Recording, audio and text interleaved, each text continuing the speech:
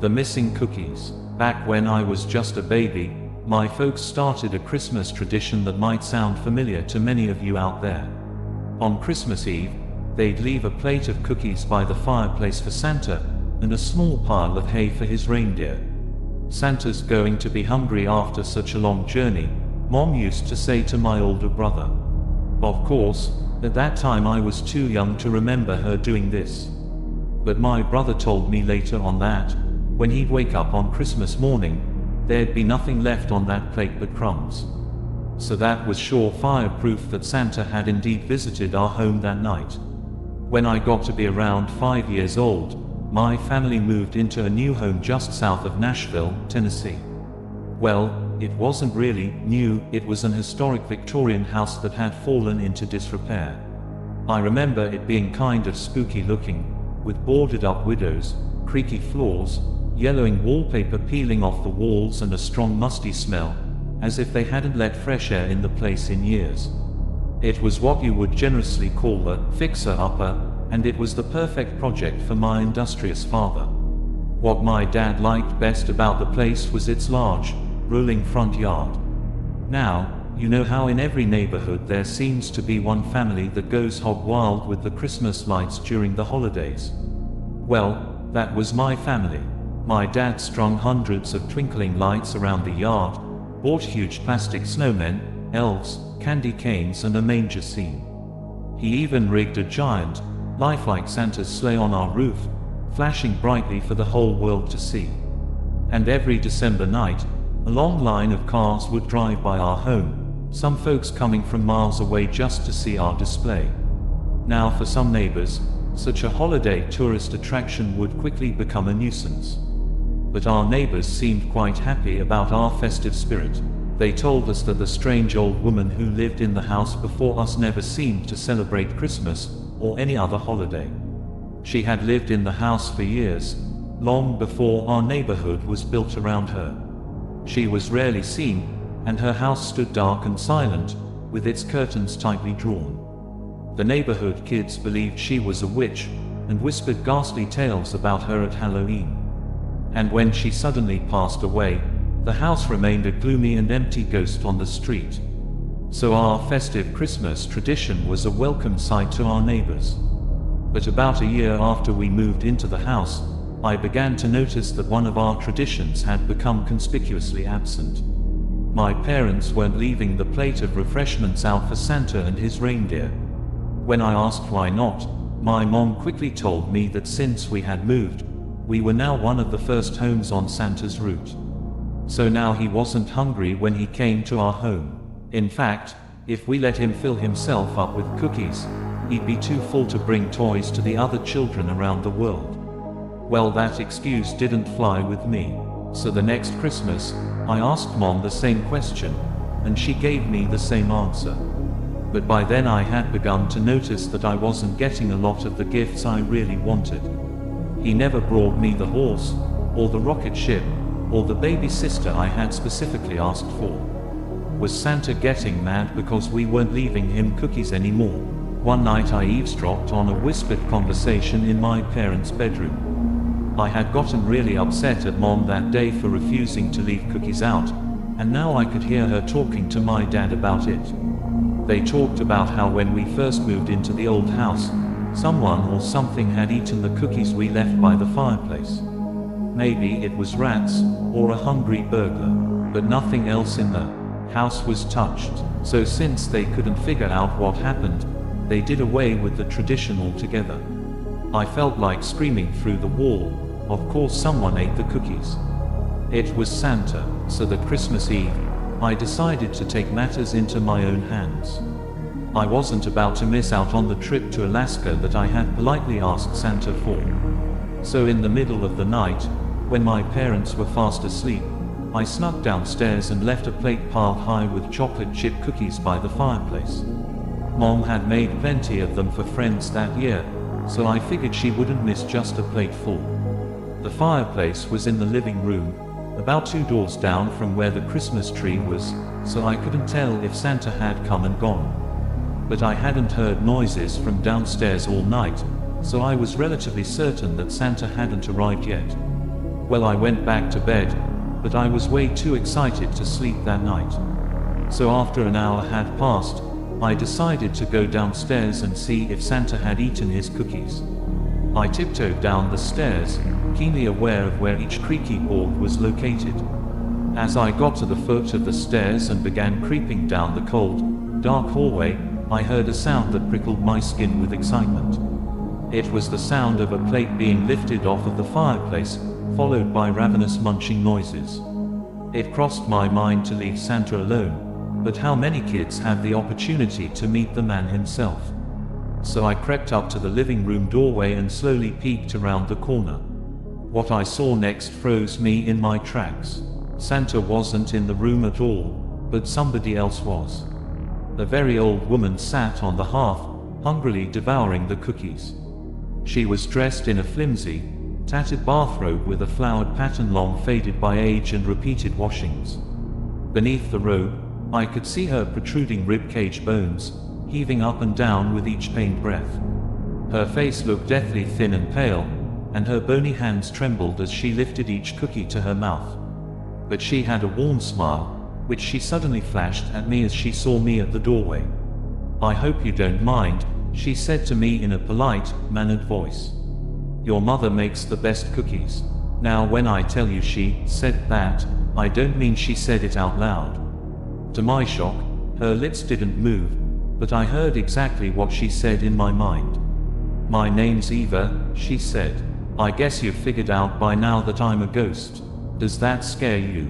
Well, I guess older folks might have been terrified sitting there speaking with the dead. But for a 7-year-old with an unwavering belief in things like Santa Claus, a ghost didn't bother me much. So I shook my head no. "Good," she said and motioned for me to sit beside her. "You know, there are many things that are scary in life. Ghosts are scary to some folks. But you know what the scariest thing of all is?"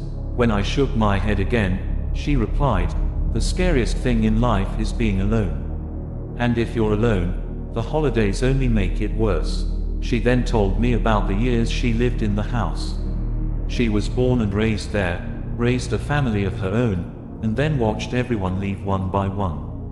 And when her husband passed away, and each of her children had married and moved away, she found herself alone in that big, empty house.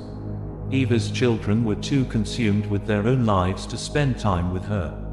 Lonely and depressed, she lost all interest in her past hobbies like card games and reading. She never watched TV or listened to the radio.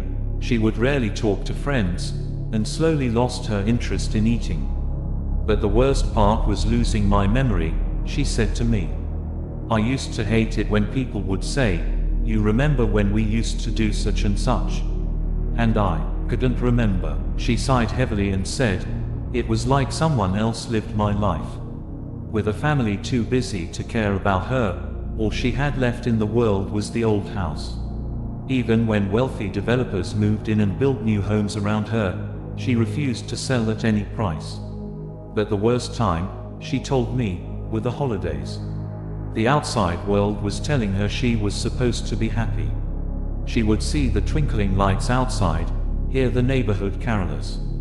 But without a family, those joyous sights and sounds were like mocking reminders of her loneliness. She entombed herself deeper and deeper into the house, rarely going outside. And she died alone in her bed. But even in death, she could not escape the house. When she would open the door or a window, a dark, cold, terrifying darkness was all she could see. So she was forced to roam the house as a ghost. She turned to me and smiled, tears welling up in her eyes. "You remember that, child? It's much scarier to be alone than dead." By this time I had totally forgotten about Santa Claus or presents. Even at such a young age, I was saddened by this lonely ghost in front of me. So I suddenly blurted out, "Then why don't you celebrate Christmas with us?" Eva smiled, and then looked at the clock on the wall. "Christmas is for the living, not the dead," she said. "But I'll tell you what you can do. When Christmas comes, make a joyful racket in this house. Enjoy your time with your family. Play music, string up lights, have parties. Make this house a happy place again. Then I'll know I'm not alone. She then winked at me and said, "Oh, and leave me a plate of your mom's cookies every once in a while, will you?" And with that, she disappeared like a fine mist into the darkness. So every year after that, I did what she asked for. Each Christmas Eve, I would leave a plate of cookies for her in a different part of the house, so Mom wouldn't suspect anything. Come Christmas morning, the cookie plate was always empty. As I grew into an adult, married, and had children of my own, I settled down in that same old house. And like my mom before me, I told my daughter that we had to leave a plate of cookies out for Santa. He'd be hungry from his travels, after all. And every Christmas morning, my daughter would awake with excitement and proclaim, "The cookies are all gone." And I would smile at her and say, "Yes, Santa must have really been hungry." But I knew it was our resident Christmas ghost who had stopped by, and she was now at peace for another year. Skull Lake, terrifying Alabama ghost story of a group of young boys who conspired to keep a horrible secret between them to the graves, and the creature of the lake who won't let that happen. Back where I grew up in central Alabama, there's an old rock quarry deep in the piney woods, abandoned long ago by a mining company. Ask a local, and they'll direct you to an overgrown dirt road just off the highway past the old Reese service station. Follow that road till the end, and you'll wind up at the edge of a deep, jagged crater. At the bottom of that crater is one of the best swimming holes you're ever likely to see. Clean, deep, blue water, just waiting to cool you off on a hot summer day. But don't be fooled, none of the locals would dare swim in it these days, especially at night when there's a full moon out. Everyone says the lake is cursed, and the truth is, I'm partly to blame for it. Back when I was a boy, we all got word one day that the county's largest employer, the Reynolds Mineral Company, had gone bankrupt and was moving out. This was bad news for our parents, who worked the mines for years and were already struggling to get by. But for us boys, halfway through our high school years, it was the best news we'd ever heard. Quarry Lake by Astrid Westbank, licensed under CC by NCND 2.0. You see, in those days we didn't have video games, the internet or shopping malls to keep us amused. When you grew up deep in the country, you had to make your own fun. So with that blazing Alabama sun beating down on us every summer, our quest became to find the next great swimming hole. We knew the Reynolds Mineral Company used a huge lake in their quarry for mining operations. So as soon as the last Reynolds truck rolled away from the site on closing day, we quickly made our plans. We decided to cut the last day of school and head out to the swimming hole. Although the quarry was several miles deep in the woods, we didn't want the sheriff coming out to the site, which he just might have done if we waited until the weekend. 8 of us went out to the lake that day. Marty, Jeff and I were best friends and the oldest of the bunch. The rest were a bunch of younger boys we barely knew and didn't want tagging along. But they threatened to tell on us if we didn't. Marty snuck a couple of cases of beer away from his daddy, while Jeff took his brother's truck. As soon as we were out of our parents' eyesight, we ditched our school books and took off, us older boys in the cab, and the 5 kids in the back. As we drove toward the old mining company turnoff, we passed back and forth a couple of times, trying not to draw attention from passing cars. But when the coast was clear, Jeff gunned his truck down the long wooded road. He laughed and hollered as the truck bounced wildly on the rough road, tossing those brat kids around in the back like a bunch of rag dolls. After a mile or so the road leveled out, and I gazed out at the endless rows of pine trees zipping past us. I remember the woods seemed to close in on us the deeper we went, enveloping us in a thick blanket of pine branches. Even with all the laughter and the roar of the truck, I remember how still those woods were. Not a single plane could be heard overhead, not a bird chirping, nor a fly buzzing, no natural sound at all. Just rows and rows of trees, stretching endlessly into the dark forest beyond. I wondered who, or what, must live back there in the darkness.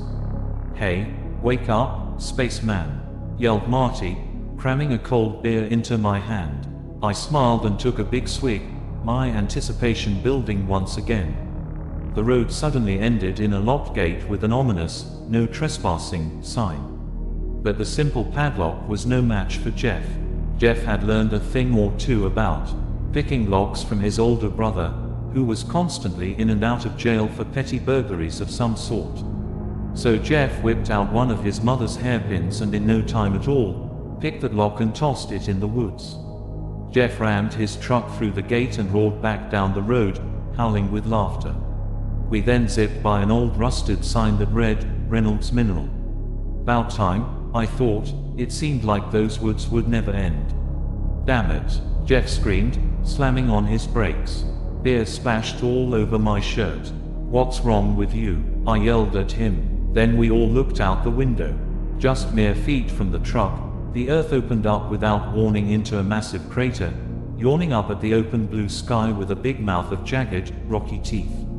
At the bottom was the deep, cool lake we'd heard about, its glassy surface undisturbed, not a ripple on it, as if waiting all this time just for us. Faster than you can say, abandoned ship, we jumped out of that truck, scurried to the bottom of the crater, stripped down to our skivvies and dove into the cool water. We laughed, yelled and splashed around, our voices bouncing off the towering rock walls around us. We knew there wasn't a soul around who could hear us. As the blazing sun passed overhead, the beers we'd been drinking all day got to our heads. We wobbled around the lake's edge on jello legs, barely staying upright on the slick rocks. I can't say I remember much about that afternoon, so it goes without saying I didn't notice when one of the younger boys named Logan suddenly wandered off. "Hey, help, I need help," screamed one of the younger boys. I looked over at him jumping frantically up and down on a pile of rocks near the shoals. This must be a trap, I thought. Soon as I come over there, he and his brat friends are going to push me in the water.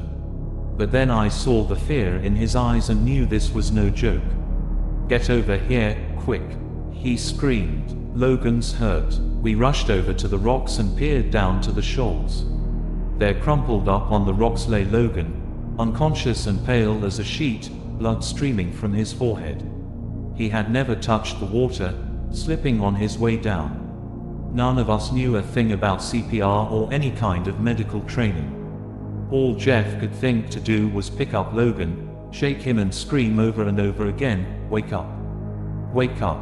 But Logan didn't wake up, and we didn't feel him breathing.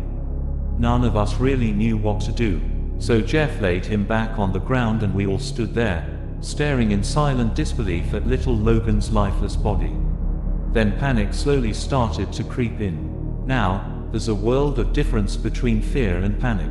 Fear you can sometimes think your way out of logically, but panic is a different story. And if you're a panicked, drunken, naive teenage boy, you got a real good chance right then and there of making some stupid life decisions. "We're gonna get in a lot of trouble," Jeff finally muttered after what seemed like hours.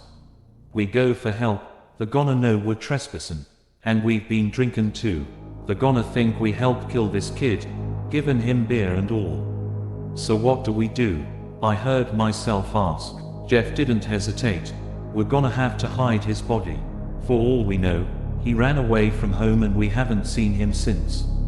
That's what we'll say if anyone asks." Some of the younger kids began to sniffle and cry. Jeff looked in their eyes and knew they might not go along with his plan. He glared at them and said, "You kids say anything about it, I'll tell your parents or the sheriff or whoever that you pushed him off them rocks. You'll be in jail the rest of your lives. Or maybe the army. It'll be my word against yours.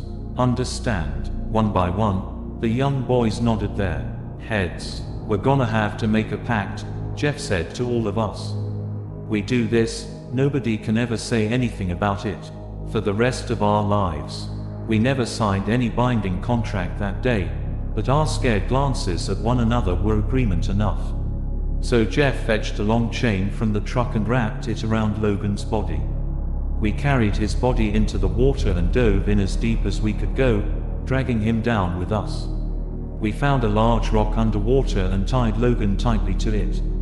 I remember Logan's eyes stayed shut as we buried him in his watery tomb, no expression on his face whatsoever. Maybe he was at peace, I thought to myself, and he could care less what we were doing to him. We emerged from the water gasping for breath, and marched quickly back to the truck, grabbing Logan's clothes along with our own. Then we made the long, silent journey back home, leaving that swimming hole of death far behind. As the next few days passed, I can't say I was racked with guilt over what happened to Logan. Maybe it was the beer, or just plain denial, but it was as if the whole thing was just one bad dream. Even if it wasn't, the kid did it to himself, I reckoned. Soon afterwards, we got a huge summer rainstorm, one of those storms the South is famous for, when days of humid, unbearable heat are blasted away by a real frog strangler of a storm. I knew that storm was filling up the swimming hole and washing away every trace of us, our footprints, tire tracks, whatever else we carelessly left behind. I'll be damned, I thought, we're actually going to get away with this. Then one day, my father walked into my room with a dead serious look on his face. He asked if I knew Logan. I didn't lie. I told him he went to my school, but was younger than me, so I didn't give him the time of day. Then Dad told me the police had been out to the old Reynolds quarry. How they ended up out there, I never found out, but they had found Logan's body. I played it cool, asking Dad how this kid Logan died. He drowned, Dad answered. Somebody chained his body underwater. I could only stare back at my dad in silent disbelief. He gave me a tight hug, thinking I was in shock, and I was, but not for the reasons he thought. It was then I knew the awful truth.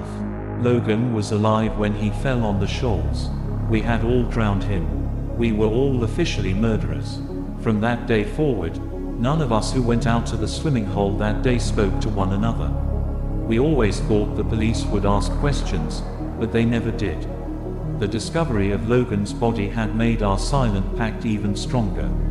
Our classmates treated us the same as always, no suspicion in their eyes. After graduation a couple of years later, I moved away to Memphis, Tennessee, landing a job at a local manufacturing plant. I married and had 2 kids of my own. As far as I was concerned, those bad memories were buried with my old life back in Podding, Alabama. That is, until I would fall asleep at night. Then I would find myself standing on that familiar dirt road deep in the piney woods, the trees silent, all life sucked out of the air. Not a bird, not an airplane, not a fly buzzing, just silence. And those dark woods would beckon me forward, though I knew exactly what was waiting for me at the end. I would reach the swimming hole, wade slowly into the water, then dive into the murky depths. There at the bottom, Logan waited for me, still chained to that rock, still a young boy. But this time his eyes were open, staring coldly into mine.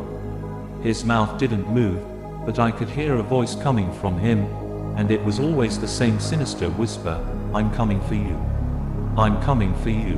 One morning, my wife woke me from this daily nightmare to tell me I had a phone call. Even after having the same dream for so long, I would still wake up a frightened man, my eyes bloodshot, skin clammy, bed sheets soaked with sweat. With shaking hands, I took the receiver. I was shocked at the voice I heard on the other end. It was Jeff, calling me for the first time in 15 years. But he wasn't calling to talk about the good old days. He quickly asked me if I had been in touch with any of the boys from that night. "Strange things are going on," he said. "Turns out the other boys who were with us that night had gone missing. Everyone had moved to different towns, but the story was the same. They each woke up one day, went to work or some other place, and never came back. Police were called, missing person cases were filed, but no one ever returned. It was as if they had just been snatched off the face of the earth." But Jeff wasn't buying it. He told me about the dreams he was having, of young Logan staring at him with impassive eyes in his watery grave, whispering the same mantra, "I'm coming for you. I'm coming for you." I didn't have the heart to tell Jeff I was having the same dream. I managed some weak words of encouragement, but panic was beginning to creep in. That was the last time I ever spoke to Jeff. Several days later, he left his Birmingham home to grab a beer with friends and disappeared. His car was never found, nor was his body. Like the others, he had simply vanished. I knew then that I was last on the list, and Logan was coming for me. There was only one place I knew where I might be safe. So one morning, I hugged my wife and kids and told them I was going to visit my parents back in Alabama. But I had no intention of going home. I went straight to the county police station and confessed everything. But even this many years later, as I write you this story behind bars, deep within the bowels of a high-security prison, I still don't feel safe. Logan still visits me in my dreams, and I listen for his tiny, wet footsteps to come walking down the hall one night, to drag me deep into those dark woods, back to the dark waters of the Reynolds Mineral Quarry, to face the judgment that no earthly law can provide. Oh, and what about the old swimming hole? After news got out about Logan's death, the county built tough new security fences around the crater to discourage any future would-be swimmers. But they could have saved their tax dollars, for the locals were too scared to venture out there. But every once in a while, you'll hear about a ghost hunter, a thrill seeker, or some other crazy person who makes the long journey out there to see where our notorious crime took place. And they come back describing an odd and terrifying sight. When the moon is full, they swear that they see a reflection in that still, black water below, in the shape of a skull, near the spot where Logan died. That's why that notorious swimming hole now carries the name, Skull Lake. The Blue Girl of Paul's Mill Covered Bridge, about 40 miles north of Atlanta in rapidly growing Forsyth County, is a pretty bridge known as Paul's Mill Covered Bridge. It's one of the few covered bridges left in Georgia, or anywhere, for that matter. At one time the sagging old bridge was in such bad shape that it about fell into the creek below. But the county built a nearby park and restored the covered bridge to its original state. So now, as in years past, the bridge is a really nice spot to have a family picnic, or a romantic afternoon with your sweetheart, or just to stop by to enjoy a nice wade in the creek. That's exactly what one young family did on a bright summer day back in the 1930s. At that time there was a grist mill operating near the bridge, which is how Paul's Mill got its name. The mill was first built in the early 1800s by a Cherokee named George Welch. But like other Native Americans back then, George has his property taken away by the government during the 1830 Indian Removal Act. Even though another family took over the grist mill and ran it successfully for years, some say the area was forever cursed by the wrong done to Mr. Welch. Note, see corrected historic background after the story. The young family I mentioned earlier included a daddy, a mama and the 9-year-old daughter. They were traveling through the area when they saw the pretty bridge and thought they'd stop for a picnic just upstream from the mill. Mama and Daddy spread a blanket on a tiny hill while their daughter ran down to the creek. "Watch yourself down there," yelled Mama after her daughter. But the young girl didn't pay her any mind. It was hot as the devil's kitchen, and the cool water sure looked tempting. So the young girl kicked off her shoes and socks, hiked up her dress and jumped into the cool water. What nobody knew that day was that recent rains had made the creek deeper and more treacherous than it seemed. In no time, the current suddenly swept the young girl away. Mama and Daddy heard her screams and ran down to the creek bank. Then they gazed in horror at what lay ahead. Settendown Creek, Paul's Mill Covered Bridge, Forsyth County, Georgia. Their daughter was floating downstream toward the grist mill. Her daddy dove into the water and frantically swam after her. He was a strong swimmer, and with the help of the current he inched closer and closer to his screaming daughter. But she was being sucked toward the large water wheel that creaked and groaned in the rushing water like some wounded monster. "Hold on, sweetheart," screamed Daddy, his mouth filling with the rushing water.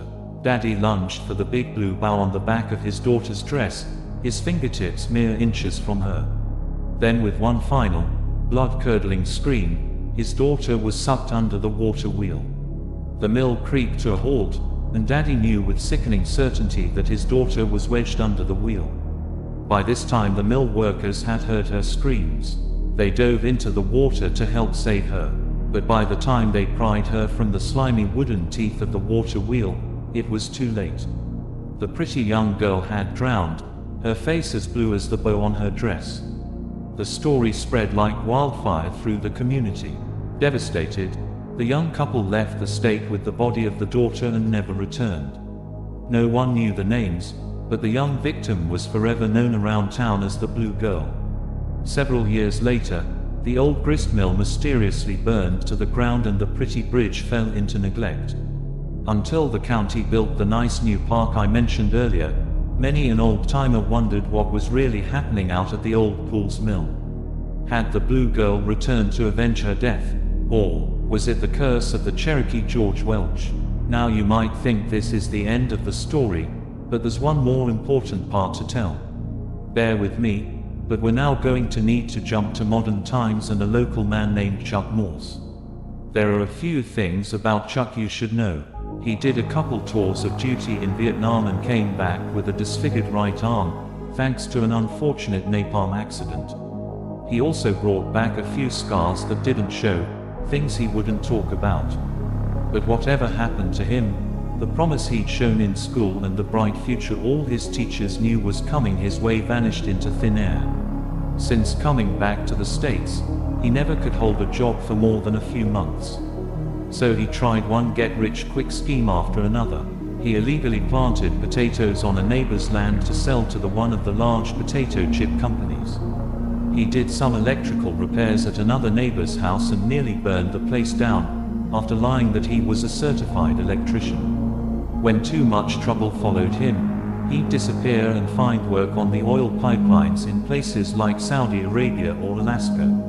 He'd come home flush with cash, quickly blow it all, and would be right back at square one. It was during one of these visits back home, while sitting at the bar at the local VFW, that his life changed forever.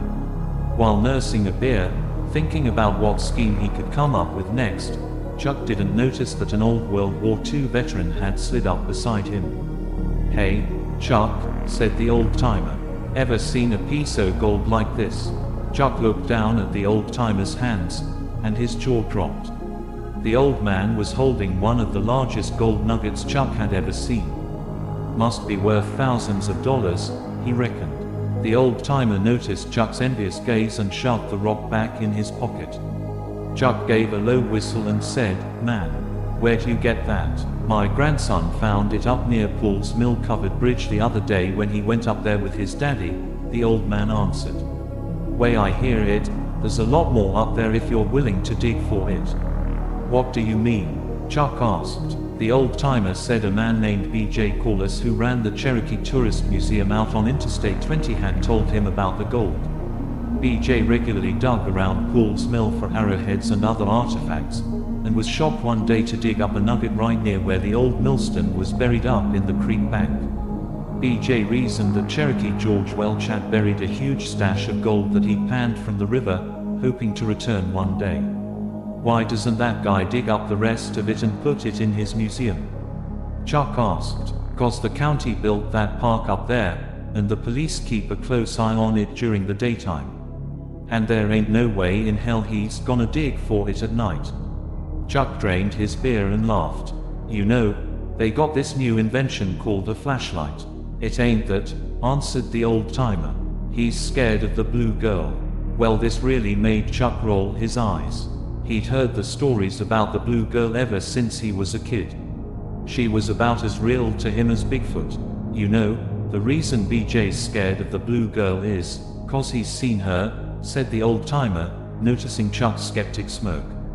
He was up at the bridge one afternoon just as it was getting dusty dark, gathering a few arrowheads he'd uncovered. When he stood up to put them in his bag, he saw a little girl out of the corner of his eye. She was wearing a pretty Sunday dress, perfectly dry and not a wrinkle on it. But her hair was soaking wet.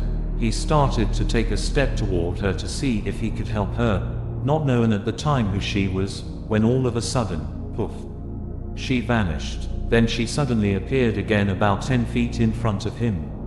Then he saw the bluish tint of her skin, and he knew exactly who she was. So he took off running and praying. The old-timer paused to take a quick sip of his beer before continuing. A lot of mill workers claimed to have seen the blue girl out there at night through the years, walking along the creek bank. She seems to want something, but no one's sure exactly what. She's still seen from time to time by folks who go out there at night, romancing and whatnot. But nobody, except the museum guy, ever said she'd come near them. He says he'll keep digging down there, but only in the daytime. There ain't no amount of gold, or priceless Cherokee artifacts, that'll get him down there after dark.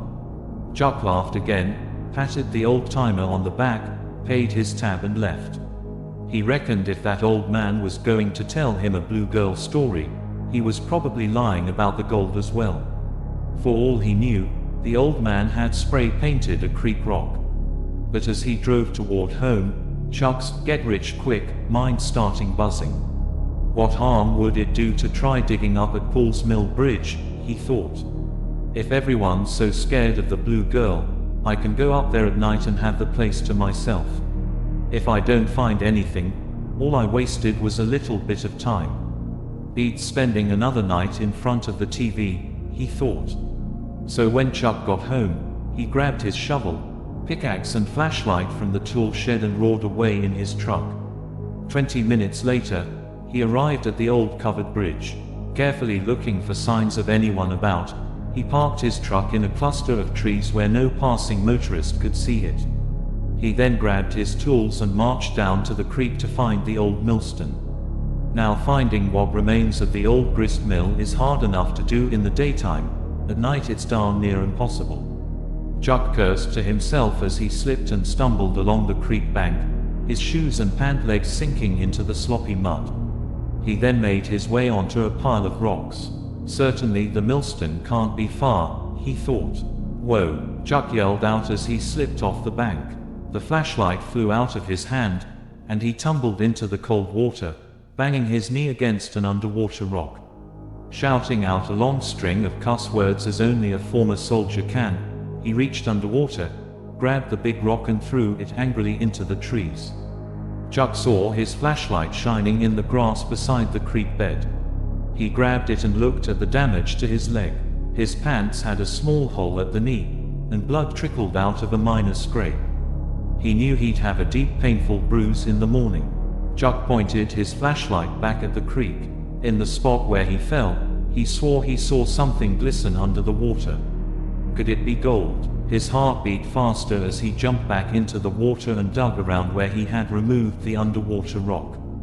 And sure enough, he found gold, but not the gold he was expecting. In his hand was a small, golden, heart-shaped locket that looked like it had been buried in the creek for years. He noticed a clasp on the side and twisted it. Inside was a deteriorated, old-timey photograph of a mama, a daddy and the beautiful 9-year-old daughter. They were frowning and tired-looking, like folks always look in those old-timey pictures. They were dressed in their Sunday best, the little girl in a pretty dress with a big bow. Then Chuck's flashlight suddenly went out, plunging him into darkness.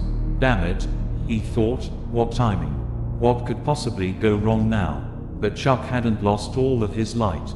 A strange glow was emanating from behind his back, growing brighter and brighter. Maybe the moon had come out from behind the clouds, he thought for a moment. But then he heard a sound that chilled his blood, tiny footsteps splashing in the water behind him, growing louder and louder as the eerie bluish glow grew stronger and stronger. He took a deep breath and whirled around.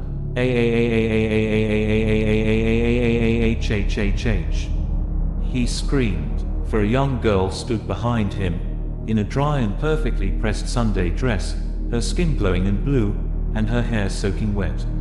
Her dark, pleading eyes stared holes into Chuck. Try as he might, he could not run, frozen in terror at the mere sight of her. The young girl silently reached toward him but stopped just short of his face. All Chuck could think to do was pray silently for the first time in who knows how long. Lord, If you get me out of here, I'll never come back and look for gold or try to scam anybody or nothing. I don't know what this girl wants, but please, God, please help me." While he was praying, he was unconsciously rubbing the gold locket. The blue girl glanced at it. It was then that Chuck finally figured things out. "That's it," he thought, "she wants the locket." Mustering up all the courage he had, he held the locket out toward the girl. She walked toward him, took the locket with her cold wet hands, and suddenly vanished. Chuck could have sworn she was smiling.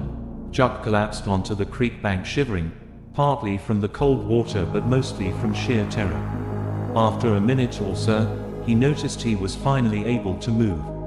So even with his scraped, bruised knee, he flew up the creek bank, ran for his truck and burned rubber for a half-mile, getting away from there.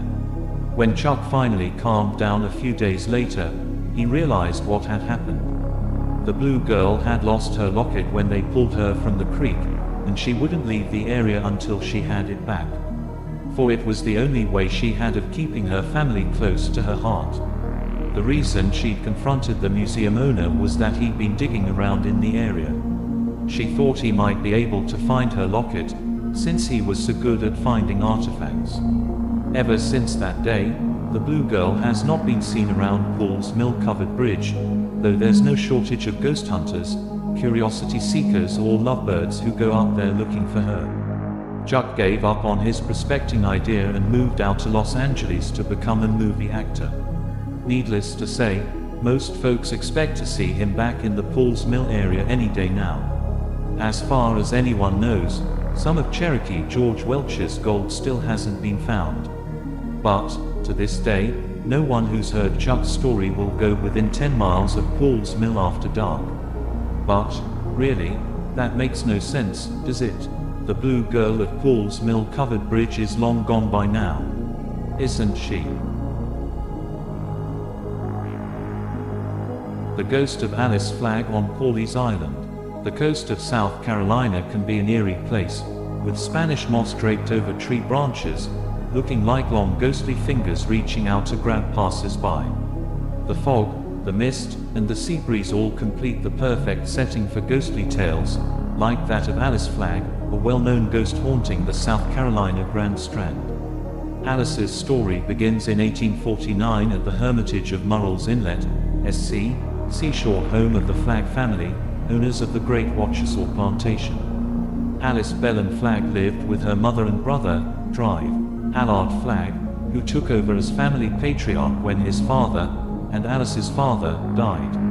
As the head of the house, it was his responsibility to see to his sister's upbringing. And she was being brought up to marry into the South Carolina aristocracy. "Every woman must leave her mark on the earth," Alice's mother would say. Indeed, every Georgetown County plantation princess was expected to marry a plantation prince, period. No questions asked, no exceptions made. But who can control one's heartstrings? It would be Alice's fate to fall in love with a common lumberman, handsome and successful in his field, but still far beneath her required station. His name was John Braddock, and he was a man who worked with his hands. He knew nothing about plantation society, other than as his employers. They met one day while Alice went riding. Alice had a strong rebellious streak, and loved to ride fast, ignoring her family's warnings. Horseback riding gave her a sense of freedom she could not enjoy at home, where there were so many expectations of her as a young Southern belle. On horseback she could be free, and could be the Alice Flagg she wanted to be. As she rode onto the main path that day, she suddenly spotted some men clearing the road of a fallen tree. One of the lumber men caught her eye. His name was John Braddock, and before they knew it, the two were instantly drawn to one another. Their tragic courtship was about to begin. When Alice mentioned her newfound beau to her family, her mother and brother became extremely concerned. "How can you possibly carve a place for yourself in this society, if you attach yourself to his common lumberman?" they asked. But Alice only paid attention to her heart, and she spent her days dreaming of her beloved. She sent secret messages to John by way of loyal servants, who would deliver them and arrange for secret meeting places. One day, her young man mustered up enough courage to come call on Alice's family. Her brother Allard was furious that Alice would continue to associate with such a commoner and would so blatantly defy his wishes. Despite Alice's pleadings, Allard turned John away. Alice felt that her very life was being taken from her by her tyrannical brother and unyielding mother. Had they never known love before? Did they not know what it was like to love someone so deeply that it hurt? She was heartbroken, and there was no family member to turn to for a sympathetic shoulder. But she was more determined than ever to continue to see John. While her mother and brother continued to search for a worthy husband, Alice secretly accepted an engagement ring from her true love. It was a plain gold ring with a simple inscription: "Love never fails, John." Alice loved the ring, but she knew she could never wear it openly on her finger. So she placed it on a blue ribbon to wear around her neck, close to her heart. Her family would come around to accepting her love for John and would accept him into the family. She thought it was just a matter of time. But as time went on, her brother and mother stepped up their relentless pursuit of a proper husband, and would no longer allow Alice to see her lumber man. Allard finally sent her away to a boarding school in Charleston, providing the school with strict orders to prevent any correspondence between the two lovers. But time and distance would not make Alice's heart less fervent for her beloved. Although she attended many social events, including the annual St. Cecilia Ball, the biggest coming-out party of the season, and was pursued by many suitors, she remained true to John. She wore the ribbon around her neck thin, fingering her ring, reading the beautiful inscription and clutching it close to her aching heart. At times, she would take it off the ribbon, place it on her finger, and would imagine her wedded bliss. Why did her brother fail to see how miserable he was making her? She would then cry herself to sleep. As she pined away in Charleston, she began to grow frail and thin. Her future seemed dark and unclear. She began to have strange dreams where she was lost in a dark forest. She heard her beloved calling out to her in the darkness and tried walking toward him, but he was always out of reach. The empty blackness enveloped her and she could move no more. She lost sight of John's form, and then she, too, was lost in the void. When she awoke, she found herself ill with fever, a fever that seemed to overtake her, just as the darkness had. Out of alarm for her health, Allard was summoned to Charleston. He traveled for 4 days to reach her, and once he arrived, he found her too weak to even acknowledge his presence. He carried her to his carriage for the long journey home, but the jostling and jolting 4-day carriage ride made her even more ill. By the time she was placed in her own bed at the Hermitage, she was comatose. She dreamed feverish dreams of her beloved, calling out his name, reaching for the ring around her neck to comfort her. Then she would visibly sigh, her frail body relaxing in sleep. One night as Alice slept, Allard spotted the ring around her neck. He became enraged, for to him, the lumberman was solely responsible for his sister's illness, and he wanted all reminders of this tragic figure removed from his house and his sister's mind. Without a second thought, he snatched the ribbon from his sister's neck. It only took one small tug to break it, since Alice had worn it down to nothing. In a fit of rage, Allard threw the ring into a nearby creek. As Alice awoke the next morning, she made the familiar and comforting gesture of clutching the ring to her chest. To her horror, she found that it wasn't there. She deliriously asked for it and made wild searching motions for the ring, pounding and scratching at her chest, leaving clawing marks on her delicate skin. She was panic-stricken. If the ring was gone, she thought, then so was she. Hours later, she lapsed into a coma and died. Alice Flagg was dressed in her favorite dress for her funeral at All Saints Church. As friends viewed the body, they shuddered at the sight. Where had her youth and beauty gone? This was not the face they remembered. It was a cold, pained face, with all its spirit drained away. There was talk that she could not bear losing her true love, and that was the real reason she died. If this story were true, then everyone knew that not even death could give her peace. She was buried at All Saints Waccamaw Episcopal Church near Pawleys Island. Allard insisted that no other inscription than her first name commemorate her grave, for he felt that she had disgraced the family unforgivably. He believed that her stubborn rebelliousness had caused her early death, and she did not deserve further acknowledgement. No one knew what became of John Braddock, since he was not seen at the funeral. Some say he was so grief-stricken that he could no longer stay in the place that held so many memories of her. With Alice's death, he, too, seemed to fade away. But many believe that even in death, Alice did not give up her hope of being united with her one true love.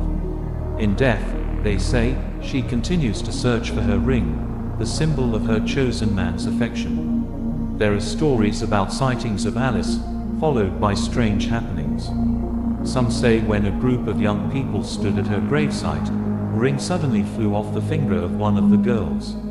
She had been unable to remove the ring for some time, but it mysteriously flew off. It took much of the day to relocate the ring, which the girl treasured. Alice has been seen many times near her final resting place, behind the wrought iron gates of All Saints churchyard. Through the years, many guests at the Hermitage have seen a vivid, lifelike Alice standing in her old bedroom. She is always wearing a long white dress, as if dressed for a wedding. And always, she appears to be searching endlessly for her lost ring.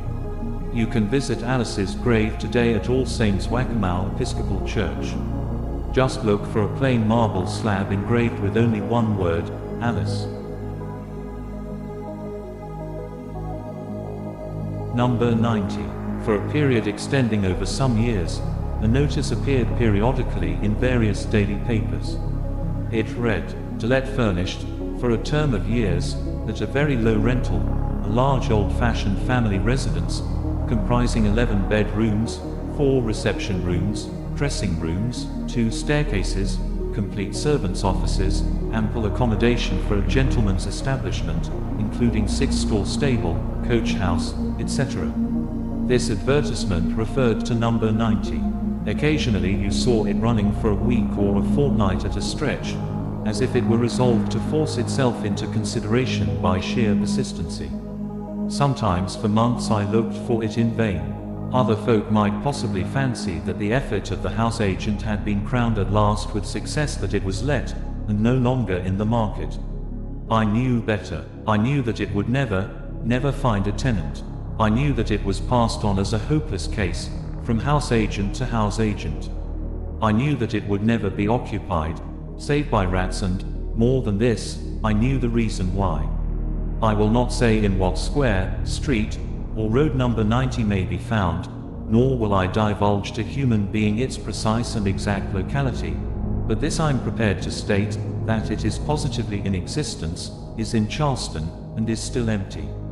20 years ago, this very Christmas, I was down from New York visiting my friend John Holyoke, a civil engineer from Charleston. We were guests at a little dinner party in the neighborhood of the South Battery. Conversation became very brisk as the champagne circulated, and many topics were started, discussed, and dismissed. We talked on an extraordinary variety of subjects. I distinctly recollect a long argument on mushrooms, murders, racing, cholera. From cholera we came to sudden death, from sudden death to churchyards, and from churchyards, it was naturally but a step to ghosts.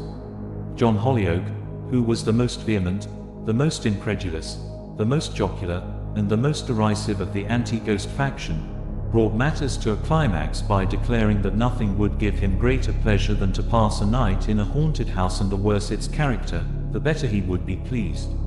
His challenge was instantly taken up by our somewhat ruffled host, who warmly assured him that his wishes could be easily satisfied, and that he would be accommodated with a night's lodging in a haunted house within 24 hours, in fact, in a house of such a desperate reputation, that even the adjoining mansion stood vacant. He then proceeded to give a brief outline of the history of number 90. It had once been the residence of a well-known county family, but what evil events had happened therein tradition did not relate. On the death of the last owner, a diabolical-looking aged person, much resembling the typical wizard, it had passed into the hands of a kinsman, resident abroad, who had no wish to return to Charleston, and who desired his agents to let it, if they could, a most significant condition. Year by year went by, and still this highly desirable family mansion could find no tenant, although the rent was reduced, and again reduced, to almost zero. The most ghastly whispers were afloat, the most terrible experiences were actually proclaimed on the housetops. No tenant would remain, even gratis, and for the last 10 years, this handsome, desirable town family residence had been the abode of rats by day, and something else by night, so said the neighbors. Of course it was the very thing for John, and he snatched up the gauntlet on the spot. He scoffed at its evil repute, and solemnly promised to rehabilitate its character within a week. I was charged by our host to serve as a witness, to verify that John Holyoke did indeed spend the night at number 90. The next night at 10 o'clock, I found myself standing with John on the steps of the notorious abode. But I was not going to remain. The carriage that brought us was to take me back to my respectable chambers. This ill-fated house was large, solemn-looking, and gloomy. A heavy portico frowned down on neighboring barefaced hall doors. The elderly caretaker was prudently awaiting us outside with a key, which said key he turned in the lock, and admitted us into a great echoing hall, black as night, saying as he did so, "My missus has made the bed, and stoked up a good fire in the first front, sir. Your things is all laid out, and I hope you'll have a comfortable night, sir." "No, sir. Thank you, sir. Excuse me, I'll not come in. Good night." And with the words still on his lips, he clattered down the steps with most indecent haste, and vanished. "And of course you will not come in either," said John. "It is not in the bond, and I prefer to face them alone." And he laughed contemptuously, a laugh that had a curious echo, it struck me at the time. A laugh strangely repeated, with an unpleasant mocking emphasis.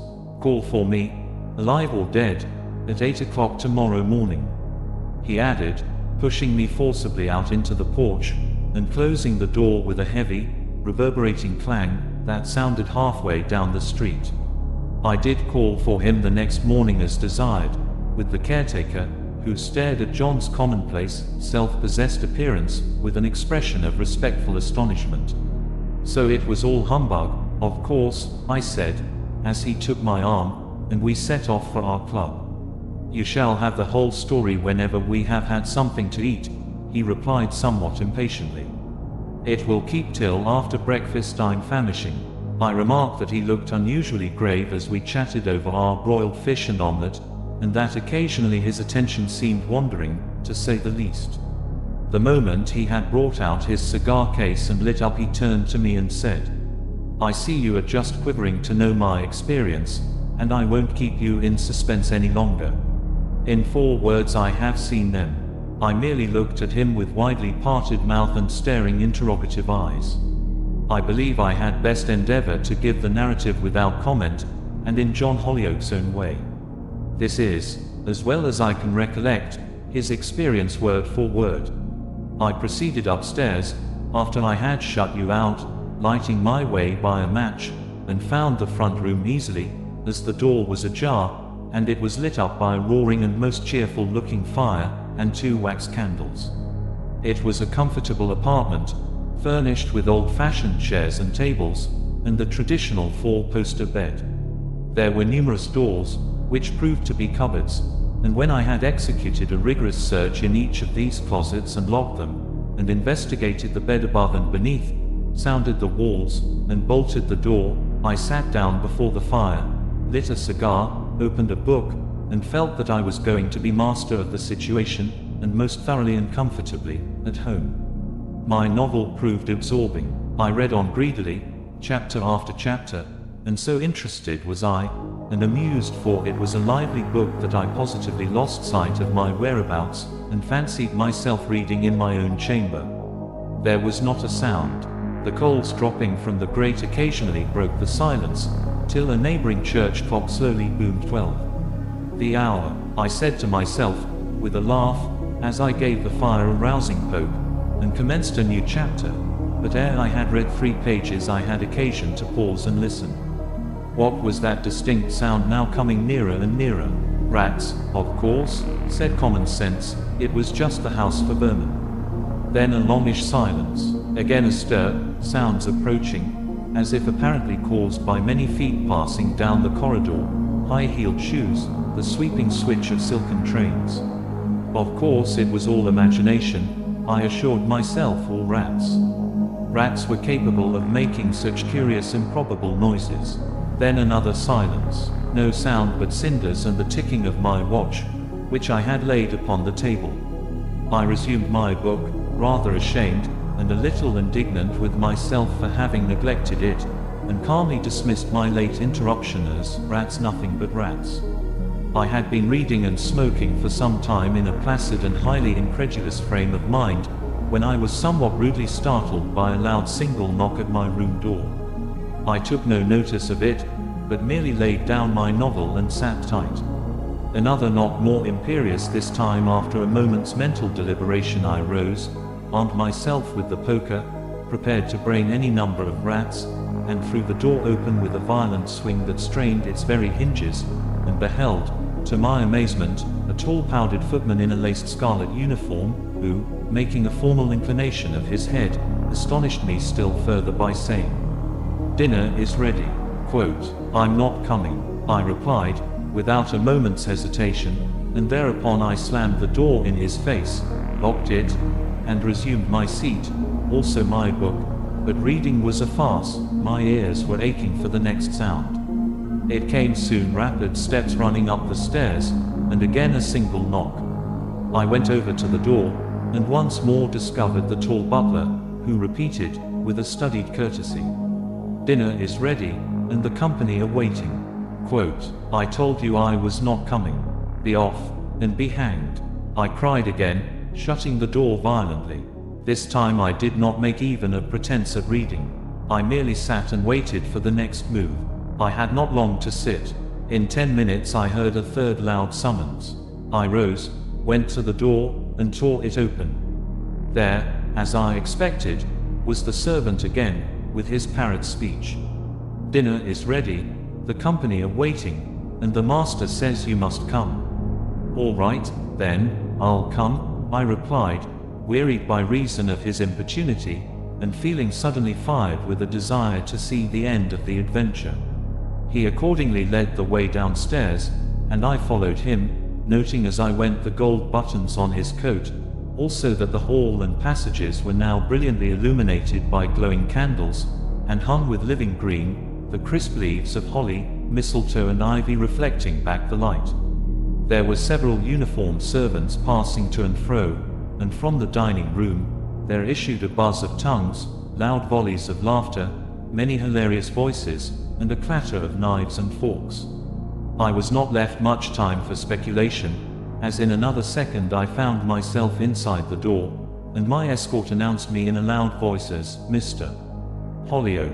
I could hardly credit my senses, as I looked round and saw about 24 people, dressed in a fashion of the 18th century, seated at the table, set for a sumptuous Christmas dinner, and lighted up by a blaze of wax candles in massive candelabra. A swarthy elderly gentleman, who presided at the head of the board, rose deliberately as I entered. He was dressed in a crimson coat, braided with silver. He wore a white wig, had the most piercing black eyes I ever encountered, made me the finest bow I ever received in all my life, and with a polite wave of his hand, indicated my seat, a vacant chair between two powdered and embroidered beauties, with overflowing white shoulders and necks sparkling with diamonds. At first I was fully convinced that the whole affair was a superbly matured practical joke. Everything looked so real, so truly flesh and blood, so complete in every detail, but I gazed around in vain for one familiar face. I saw young, old, and elderly, handsome and the reverse. On all faces there was a similar expression, reckless, ardent defiance, and something else that made me shudder, but that I could not classify or define. Were they a secret community? Burglars or counterfeiters? But no. In one rapid glance I noticed that they belonged exclusively to the upper stratum of society, bygone society. The jabber of talking had momentarily ceased, and the host, imperiously hammering the table with a knife handle, said in a singularly harsh, grating voice, "Ladies and gentlemen, permit me to give you a toast." Our guest, looking straight at me with his glittering coal-black eyes. Every glass was immediately raised. 20 faces were turned towards mine, when, happily, a sudden impulse seized me. I sprang to my feet and said, "Ladies and gentlemen, I beg to thank you for your kind hospitality, but before I accept it, allow me to say grace." I did not wait for permission, but hurriedly repeated a Latin benediction. Ere the last syllable was uttered, in an instant there was a violent crash, an uproar, a sound of running, of screams, groans and curses, and then utter darkness. I found myself standing alone by a big mahogany table which I could just dimly discern by the aid of a street lamp that threw its meager rays into the great empty dining room from two deep and narrow windows. I must confess that I felt my nerves a little shaken by this instantaneous change from light to darkness, from a crowd of gay and noisy companions, to utter solitude and silence. I stood for a moment trying to recover my mental balance. I rubbed my eyes hard to assure myself that I was wide awake, and then I placed this very cigar case in the middle of the table, as a sign and token that I had been downstairs, which cigar case I found exactly where I left it this morning, and then went and groped my way into the hall and regained my room. I met with no obstacle en route. I saw no one, but as I closed and double-locked my door I distinctly heard a low laugh outside the keyhole, a sort of suppressed, malicious titter that made me furious. I opened the door at once. There was nothing to be seen. I waited and listened, dead silence. I then undressed and went to bed, resolved that a whole army of butlers would fail to allure me once more to that Christmas feast. I was determined not to lose my night's rest, ghosts or no ghosts. Just as I was dozing off, I remember hearing the neighboring clock chime 2. It was the last sound I was aware of. The house was now as silent as a vault. My fire burnt away cheerfully. I was no longer in the least degree inclined for reading, and I fell fast asleep and slept soundly till I heard the cabs and milk carts beginning their morning career. I then rose, dressed at my leisure, and found you, my good, faithful friend, awaiting me, rather anxiously, on the hall door steps. I have not done with that house yet. I'm determined to find out who these people are, and where they come from. I shall sleep there again tonight, along with my bulldog, and you will see that I shall have news for you tomorrow morning if I am still alive to tell the tale," he added with a laugh. In vain I would have dissuaded him. I protested, argued, and implored. I declared that rashness was not courage, that he had seen enough, that I, who had seen nothing, and only listened to his experiences, was convinced that number 90 was a house to be avoided. I might just as well have talked to my umbrella. So, once more, I reluctantly accompanied him to his previous night's lodging. Once more I saw him swallowed up inside the gloomy, forbidding-looking, re-echoing hall.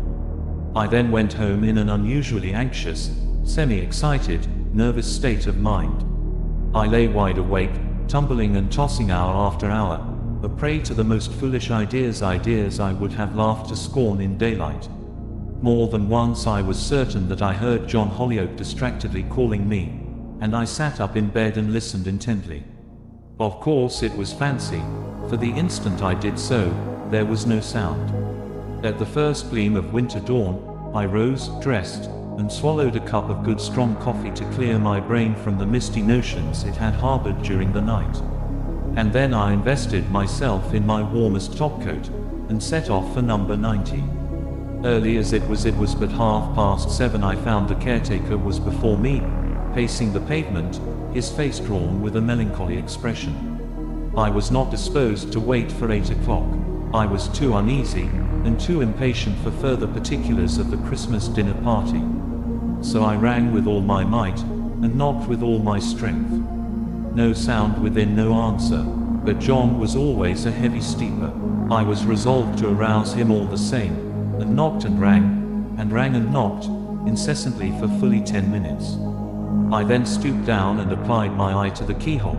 I looked steadily into the aperture, till I became accustomed to the darkness, and then it seemed to me that another eye, a very strange, fiery eye, was glaring into mine from the other side of the door.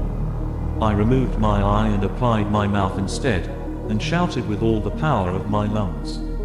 John Holyoake, how his name echoed and re-echoed up through that dark and empty house. He must hear that, I said to myself as I pressed my ear closely against the lock, and listened with throbbing suspense.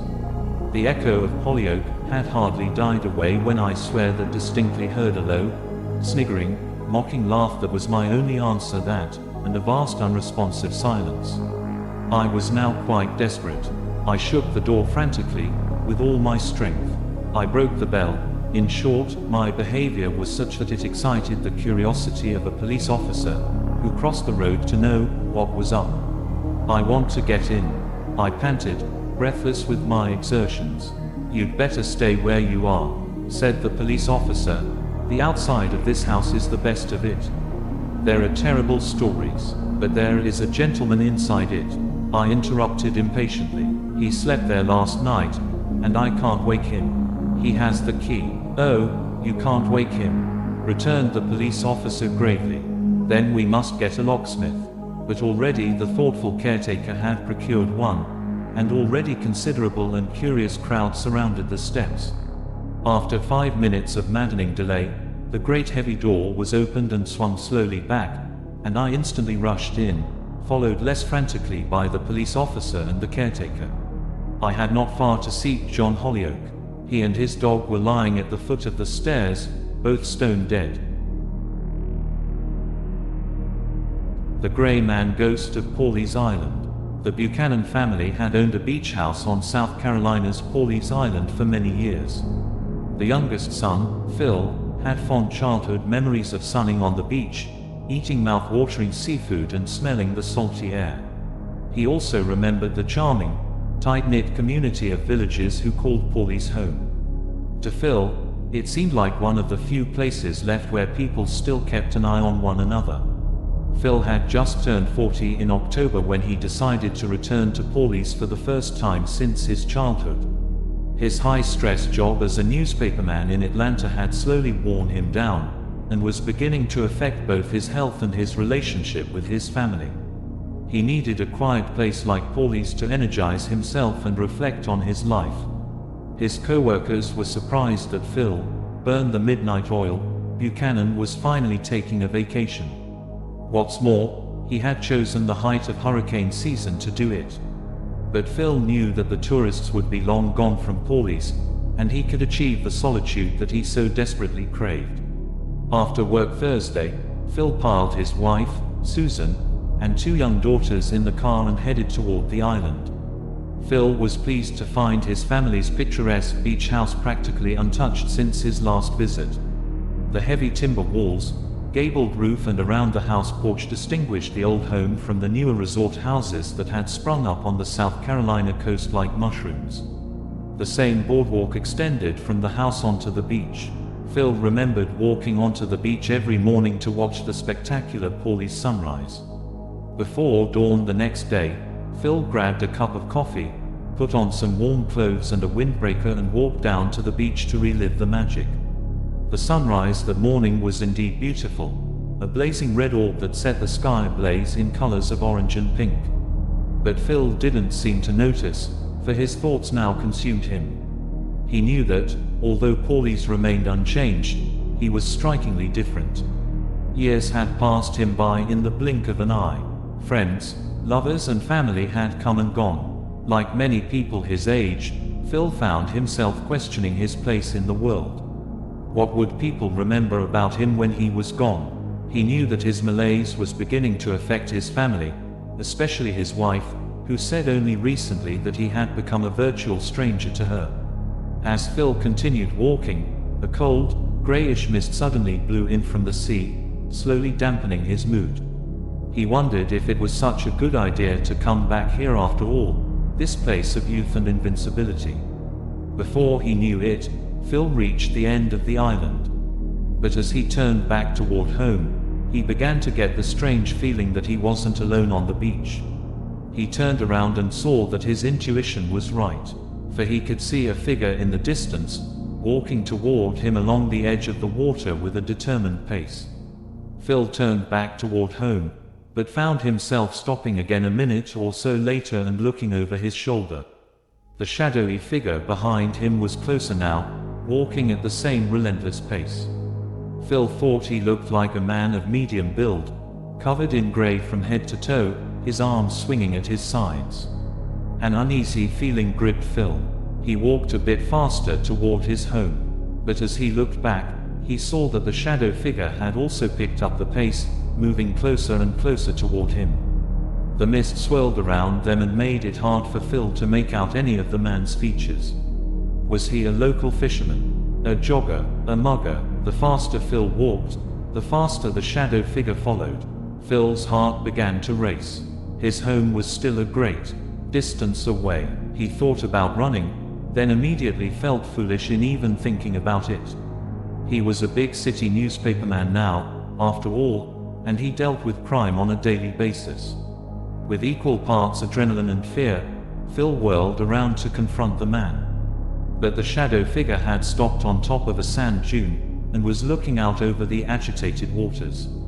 Then, to Phil's utter amazement, the man slowly turned and looked in his direction, only to disappear into the mist. Phil couldn't believe his eyes. He ran back to the dunes and searched for what seemed like hours, yet found no sign of the mysterious man. But something else made his blood run cold, for when Phil retraced his steps, he could only find one pair of footprints walking up the beach, his own. Later that evening, a heavy thunderstorm knocked out power across the island. As Susan lit candles around the house, Phil was still trying to rationalize what he had seen that morning on the beach. One thing that kept coming back to him was a piece of island folklore passed down through the community for generations, the story of the Grey Man, Pawleys Island's resident ghost. It was said that his appearance was a warning of impending disaster, and that he was most likely to show himself during the hurricane months of September and October. Phil had always chuckled at this quaint tale. When Susan asked what was bothering him, he even joked about the story with her. Of course, when his two young daughters heard this, they immediately jumped up and down with excitement. "Tell us a ghost story, Daddy," screamed one. "Tell us about the Grey Man." "Grey Man, Grey Man, Grey Man," yelled the other. Phil was in no mood to tell ghost stories, but he could see his daughter's eyes twinkling with excitement, and he knew that it had been a while since they had spent meaningful time together. He smiled, sat them both on the couch and told them the tale his own father had spun many years before. A long time ago, back before the Civil War, Pawleys Island used to be the summer home of the plantation families. They spent most of the year growing rice crops back on their plantations. But when summer came, they'd row across the water to Pawleys so they could get away from the heat and the terrible mosquitoes back home. They built beautiful summer homes all across the island. In fact, some local people you've seen around here are direct descendants of these first plantation families. Now, in one of these fancy summer homes, there once lived a beautiful young girl named Jane. She had a boyfriend named Beauregard who had been overseas for a long time, and she missed him terribly. Well, one day she got word that her beloved Beauregard was finally sailing home. She was very excited. She began decorating her house with greenery and flowers, and asked her servants to prepare Beauregard's favorite meals. Beauregard was very excited to see her as well. In fact, he was so excited that, when he got back to South Carolina, he challenged his accompanying servant to a horse race down the beach toward her house. The servant accepted, and they took off, their horses sprinting down the beach at top speed, neck and neck. The two men yelled and laughed at one another, having a great time. As they got halfway down the beach, Beauregard spotted a shortcut through a marshy area and decided to take it. But when they got deep in the marsh, his horse suddenly stumbled. Beauregard flew off his saddle and landed in a thick bed of quicksand. As hard as he tried, Beauregard couldn't free himself. His servant saw what happened and rushed over to save him.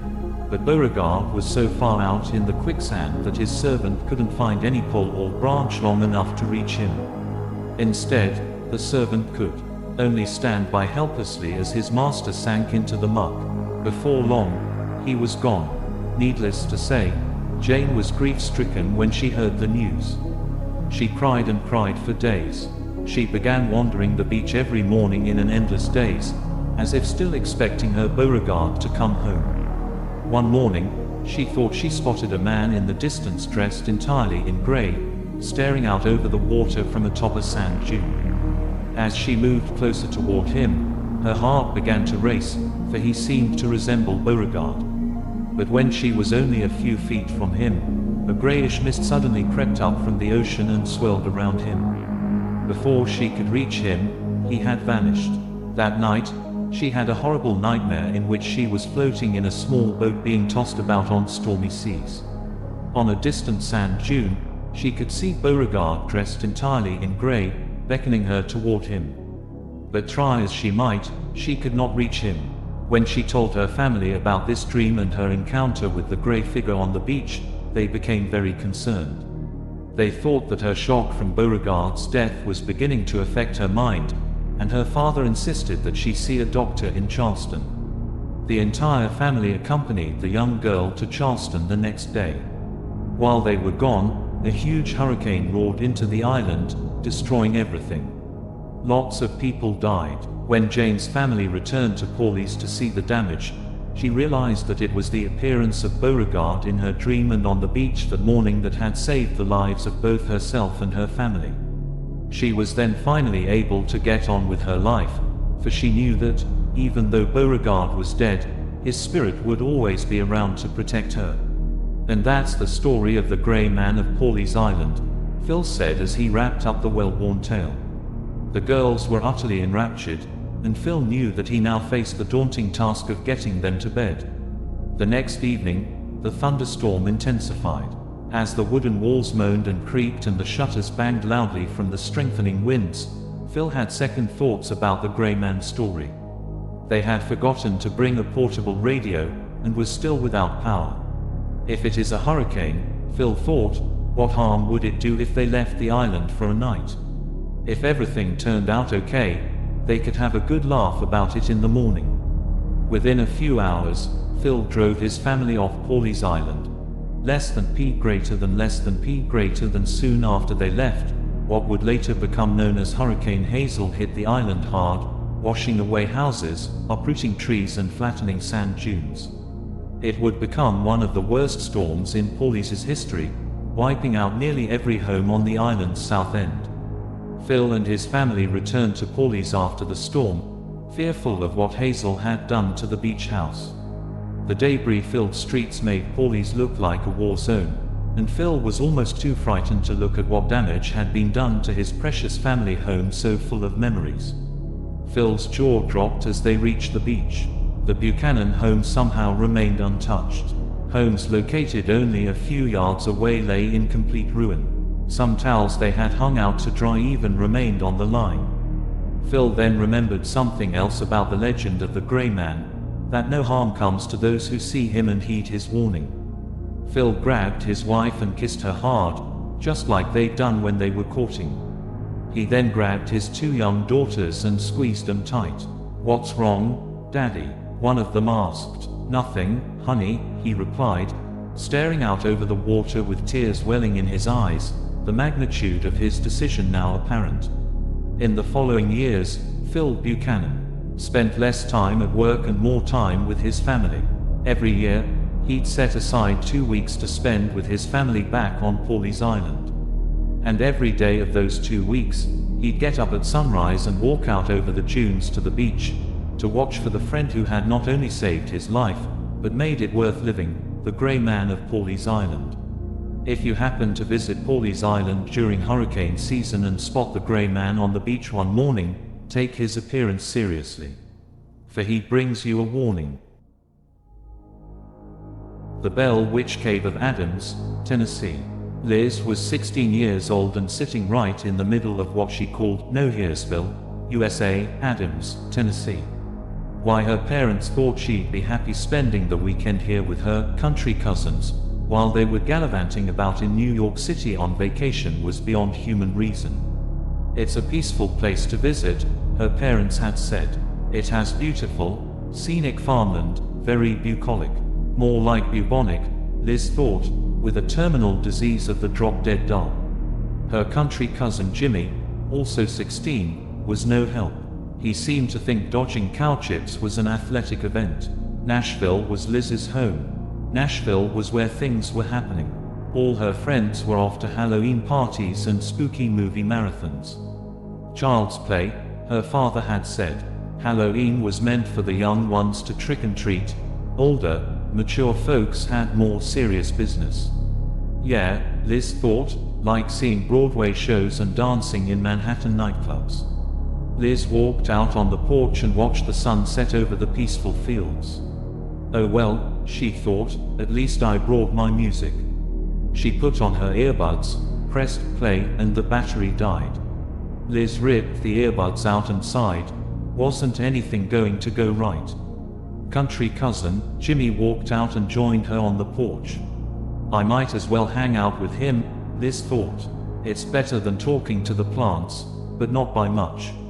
Liz turned to him and said, "So Jimmy, what do you do around here besides milk cows and bring in the crops?" Jimmy shrugged, gazed out at the fields and answered with his lazy rural drawl, "Oh, I don't know. Fishing, ball games. I like to read, watch TV. Oh, come on, there must be something to do around here. What's the coolest thing about Adams, Tennessee?" Jimmy thought about the question a bit and said, "Well, we got the Bell Witch Cave." Now that sounds somewhat interesting, Liz thought. Why's it called the Bell Witch Cave? Jimmy seemed real reluctant to talk about it. "'Cause they say it's haunted," he said. Liz rolled her eyes. Sometimes getting Jimmy to talk about things was like pulling eye teeth. "Whoa, don't stop there, come on, what's the story? You ever been there? Did you ever see any ghosts?" "Well, I've only been there once with some friends. It was kinda icky and muddy, and full of spiders and all." Liz was now really getting impatient. "Tell me about it, Jimmy. Come on." Jimmy sighed, sat down and told her the story.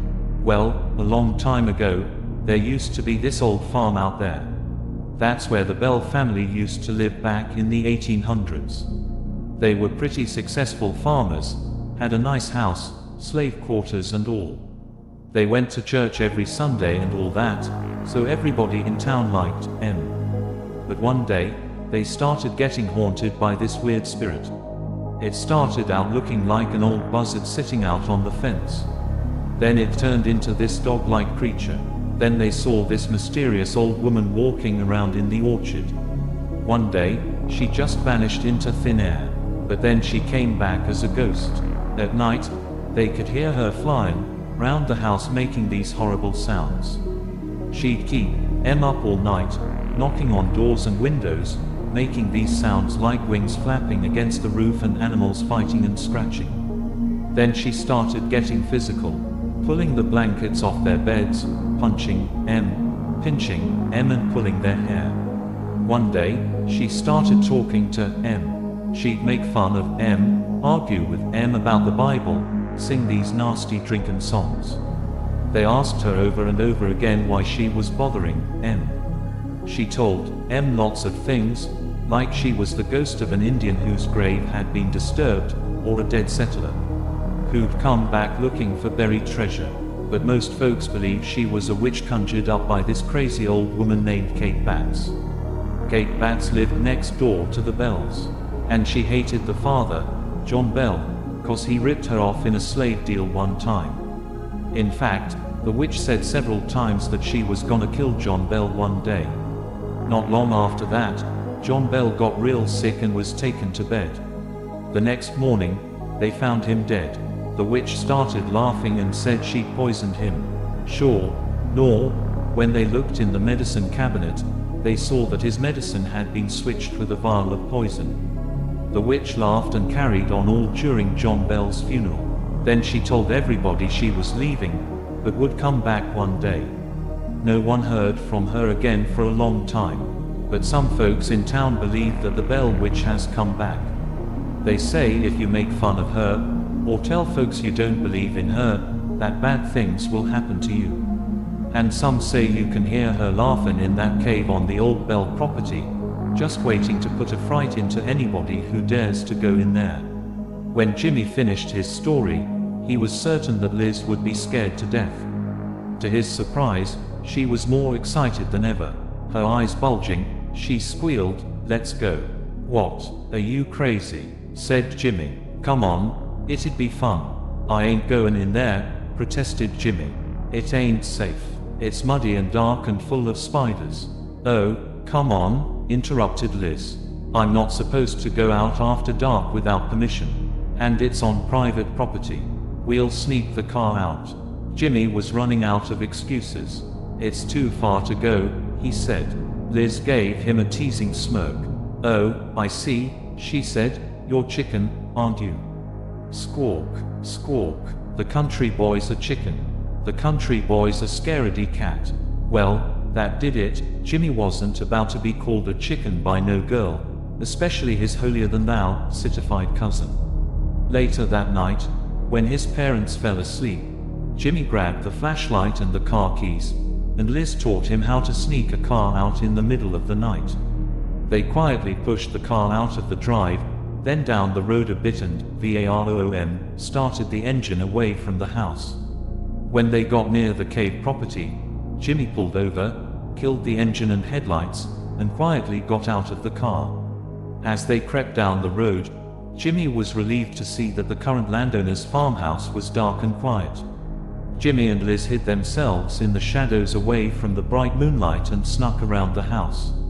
They slowly made their way across the overgrown field until they finally saw it, a gaping, black hole yawning ominously out of the side of a steep rocky bluff. As they climbed up the slope toward it, Jimmy held back a bit, a twinge of fear shooting through his body. But Liz grabbed the flashlight and barreled inside more excited than ever. Jimmy sighed, took a deep breath, and entered slowly behind her. Liz and Jimmy squeezed their way down the tight, dark, winding tunnel. In the dim flashlight beam, they could see eerie rock formations hanging from the ceiling and jutting out of the floor. Water was dripping everywhere, and their feet made squishing sounds as they moved through the muddy floor. Somewhere in the dark depths, they could hear rocks plopping, along with strange sucking sounds, but no witches laughing or moaning. Liz kept moving rapidly forward with Jimmy tailing behind until they reached a tiny crack between two massive, fallen boulders. She squeezed her skinny body through, but Jimmy, who had a few pounds on her, couldn't fit. Liz shined her flashlight around and mockingly called out into the darkness, "Here we are, you old bell witch. Come on out, and show yourself." "Ooh." Hearing no reply, Liz turned back toward her cousin and grinned. "Oh, well, guess she's out painting the town, Jimmy." "I can't get through those rocks," he said. "Come on, let's get out of here. There's nothing back there worth seeing." "I want to keep going," answered Liz from the other side. "Just wait for me here. You can't go back there by yourself. You ain't ever been in a cave before. It could be dangerous." "I didn't come all the way out here to stay for 5 minutes," said Liz. "Just wait for me. I'll be back in a little while." "No," barked Jimmy. "I'm responsible for you." Liz hesitated a moment, then said in a mocking tone, "Well, if you can't get through these rocks, I guess you can't stop me now, can you?" Now Jimmy was really getting tired of this cocky cousin of his. He had risked his neck sneaking out, going on private property, and all just to prove he wasn't scared for some stupid reason. But what he didn't want Liz to know was that he really was getting scared. "I'll wait for you outside," Jimmy said gruffly as he turned and walked back in a huff. Liz laughed after him and continued into the cave. As she crept further down the dark tunnel, she saw more strange rock formations in beautiful colors and shapes. To her, the cave was hypnotizing and otherworldly, unlike anything she had ever seen before. She wandered further and further down the tunnel in a trance, losing track of direction and time, always wondering what was beyond the next turn. As she continued on, the ceiling pressed down lower and lower, forcing her to crawl on her knees. Suddenly, the passage ended in a tiny crawl space, leading on to who knows what. Now totally hypnotized by the cave, Liz couldn't stop herself from continuing on. She wiggled into the tiny crawl space head first, pushing herself a little more and a little more until she got stuck. As she tried to wiggle herself free, rocks and gravel fell around her, wedging her in even tighter.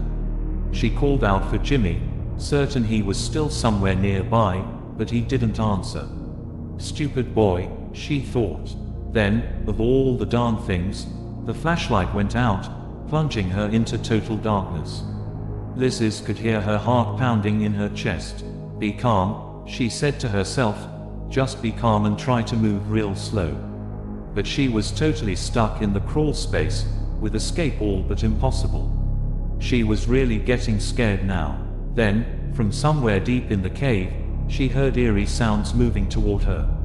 At first, they sounded like scratching noises, then like someone gasping for air. As the sounds got louder, she thought she heard a scraping sound, like feet dragging on the cave floor. Liz called out in the direction of the noises, "Jimmy, I'm stuck. Pull me out of here, come on." There was no answer except for the scraping, gasping sounds moving closer and closer. "Jimmy, come on, quit playing games. Fun's over." There was still no answer. Liz's blood was running cold. "Jimmy," I said, "get me out of here." The eerie sounds kept getting louder and louder as they got closer and closer until Liz could swear they were right on top of her. Then they suddenly stopped, filling the room with horrifying silence. "Jimmy," whispered Liz.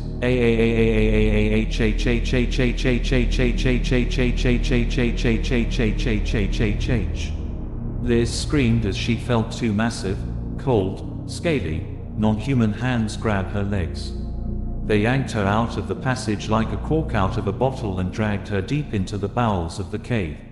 She could see nothing in the darkness as she was dragged away.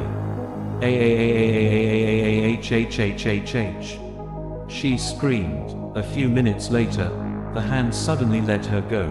Liz lifted her head, cleared the mud from her eyes and found herself lying at the mouth of the cave, the bright moon filling the entrance with its blessed light. Cousin Jimmy was there, staring down at her. As Jimmy lifted Liz to her feet, she teetered unsteadily, trying to catch her breath. "It was you," Liz gasped. "I knew it. You really had me there. I was sure a ghost had me." She then smiled and patted Jimmy on the shoulder. "Thanks for pulling me out. That was a good one.